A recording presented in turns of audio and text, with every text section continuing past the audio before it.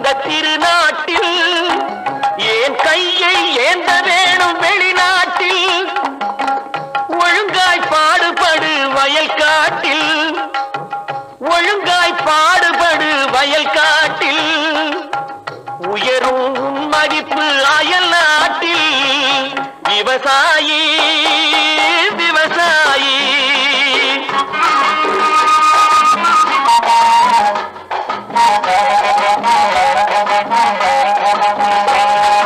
கருத்தெல்கும் சிவப்பெல்கும் வேற்றுமையாய் கருதாமல் எல்லோரும் ஒற்றுமையாய் கருத்தெல்கும் சிவப்பெல்கும் வேற்றுமையாய் கருதாமல் எல்லோரும் ஒற்றுமையாய்